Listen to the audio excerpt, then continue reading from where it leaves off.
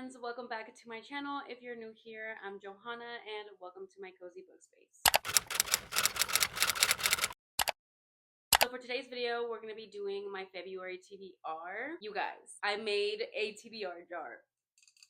How cute is she? I love her. I literally just took some sticky notes that I already owned. They were like the mini size, and then I found this jar in my kitchen and I made 100 sticky notes. There might be doubles in here just because I might have lost count at some point, but we're gonna ignore that and we're just gonna choose numbers from here. I know I have about like 300 on my physical TBR, but I felt like making 300 was a little bit excessive, and I figured once we take a number, we can put it back in there because on my Goodreads, the number will change because it will be removed from my want to read into my read. So the number 100 is not going to be the same 100 as before. Does that make sense? Anyways, it makes sense in my head. I think that's how it kind of works. So how cute is she? I'm so happy. I literally hated doing my January TBR with the spinner wheel, the editing, all of it. So this is what we're going to try for February. I think I'm going to choose 5. I can't remember how many I chose in January. I think I might have chose 5 to be honest, but I'm going to choose 5 because there are a couple of releases and other books that I want to read in February that don't have anything to do with this. So for my February TBR not to be too excessive, I think 5 is a good number. Also, some of my January TBR is transitioning into my February TBR. That being said, let's see what numbers we get from the jar.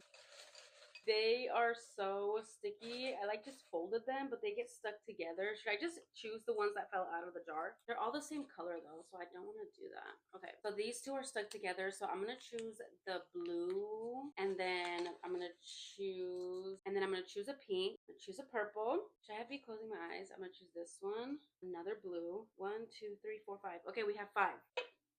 Opening up the first one. We got 92. Okay, number 92.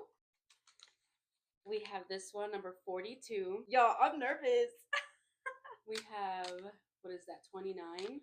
This pink one, number 67. And the last one, these are kind of hard to open. What is that? 19? Yep, 19.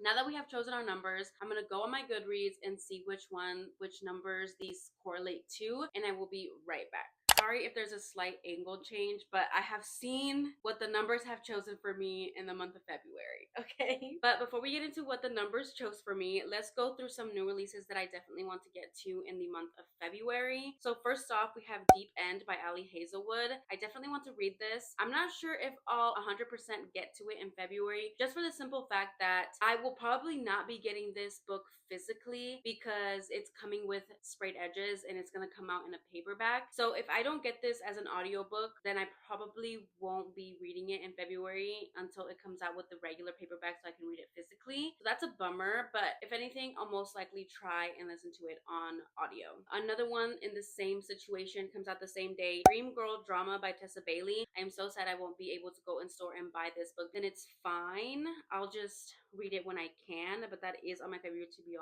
just in case I get both of those books on audio. A Rebel Without Claws by Juliet Cross comes out in February. This is the second generation from her Stay a Spell series, I believe. I'm excited to dive into that same world by Juliet Cross. I love her characters, I love her romances, and this is a new release that I'm definitely getting to. And then there is a First Time Caller by BK Borison. I love the way that she writes romance. It's so cute, it's pink, and I love BK Borison's writing, so I'm excited to get to this. Then we also have the last and final book in Bryn Weaver's trilogy. We have Scythe and Sparrow by Bryn Weaver. I'm excited to get to it, to be honest. I know it's going to be amazing. I can't wait for the romance, to be honest. We've gotten little snippets of them in the first and second book, and I'm excited to see how their romance unravels. And then last but not least, we have Rebel Witch by Kristen Ciccarelli. This is the second book in the Heartless Hunter duology. That comes out in February. So with that being said, that is on my TBR because it is a new release, but Heartless Hunter is also going to be on my February TBR just for the simple fact that, of course, I have to read the first book in the duology before reading the second book. I would really love to read Heartless Hunter before before or close to the release date of the second book. That's why both of those are on my TBR for February. I also have the All Par Affair by Tessa Bailey. I think it literally came out last year. So it's first Fangirl Down, and then the All Par Affair, and then it's the Dream Girl Drama by Tessa Bailey that comes out in February. So I wrote down the All Par Affair to read before reading Dream Girl Drama. If anything, if I don't get to Dream Girl Drama because I can't get it on audiobook, then I'm gonna read the All Par Affair because I want to read that one before I read the new one, of course, since it's in order. So those are all of the ones that I have like on my February TBR that's outside of my pick 5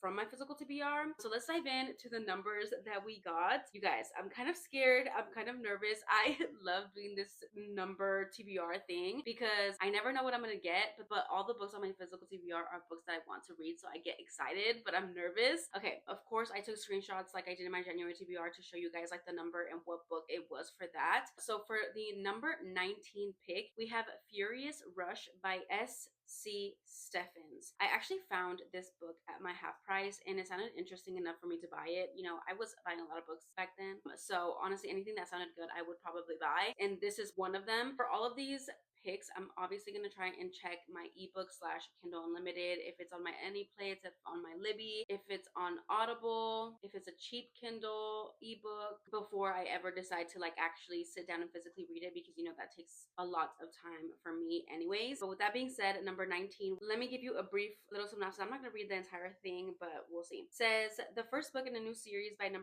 bestselling author of the Thoughtless novels. Never heard of her. Mackenzie Cox has a lot to prove. Daughter of a racing legend, she is eager to show the world that she has inherited her father's talent in the male-dominated sport of professional motorcycle racing. The last thing Kenzie needs is to be antagonized by her rival team's newest rider, Hayden Hayes. Plucked from the world of illegal street racing, Hayden immediately gets under Kenzie's skin. His insinuations that Kenzie is a spoiled princess who was handed her career fuels her desire to win, and much to her surprise, Kenzie soon learns she performs better when she's racing against Hayden. Okay, sounds good to me. So then let's move on to my other pick. So we had number 67, which ended up being A Dawn of Onyx. Okay, this is a fantasy romance, I believe. And not gonna lie, you guys, I'm a little nervous, but I'm also excited. But I've also heard kind of mixed things about this one specifically. But I mean, it was on the Goodreads Choice Awards, apparently. Nominee of readers' favorite romantasy. So it is a romantasy. So we have our heroine, Arwen Volundell, never excited to be the brave one, offering her life to save her brothers. Now she's been taken prisoner by the most dangerous kingdom on the continent and made to use her rare magical abilities to heal the soldiers of the vicious Onyx King. Okay, it's giving a little Beauty and the Beast. It's giving Capture Captive, and I'm here for it. She's on my physical TBR for a reason. So then for pick number 29, we get a whole, like, we get all kinds of variety, okay? So this one was what, number 29? We have The Flat Share by Beth O'Leary. This is a romance. It was on the Goodreads Choice Award as well for nominee favorite romance. So we have Tiffy and Leon share a flat. Tiffy and Leon share a bed. Tiffy and Leon have never met. I guess they fall in love without ever. You know what? That's not my favorite trope, but you know, I'll give it a shot. It has a 4-star average rating. It is under the genre of chick lit, so we'll see. I'll most likely try to listen to this on my Libby because I have a bad record of reading like romances that are also like chick lit and giving them 3 stars. So, anyways, we'll still read it. But I'm a little iffy about that one. So then we had number 42, which this one, girl, I'm scared. This one is The City of Dusk by Tara Sim. Who told me to pick number 42? Who told me? I believe this is a fantasy. I don't know if it has any romance. It says, this dark epic fantasy follows the heirs of 4 noble houses, each gifted with the divine power, as they form a tenuous alliance to keep their kingdom from descending into a realm-shattering war. The 4 realms, life, death, light, and darkness, all converge on the City of Dusk. For each realm, there is a god, and for each god, there is an heir. But the gods have withdrawn their favor from the once vibrant and thriving city, and without it, all the realms are dying. Unwilling to stand by and watch the destruction, the 4 heirs, Risha, a necromancer struggling to keep the peace, Angelica, an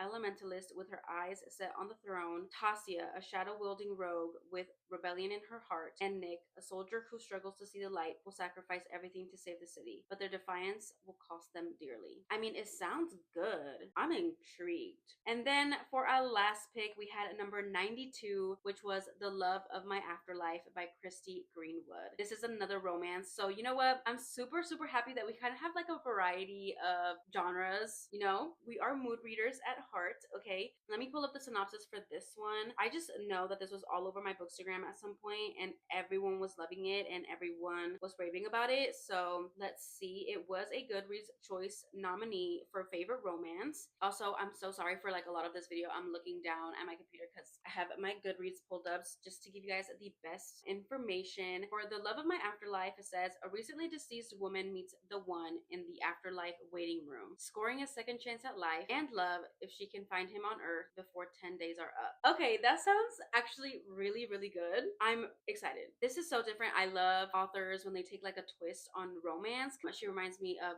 Ashley Poston and how she throws magical realism into her romances. So I'm definitely excited for this one as well. So those were all of my 5 number picks. Those are all of the books that are on my February TBR. Let me know down below in the comments what's on your February TBR. I would love to know. And if you don't want to comment any of that, but you want to let me know that you made it to the end of this video, then go ahead and leave me a bouquet of flowers down below in the comments. Thank you guys so much for watching. Don't forget to like, comment, and subscribe, and I will see you guys in my next one. Bye, guys.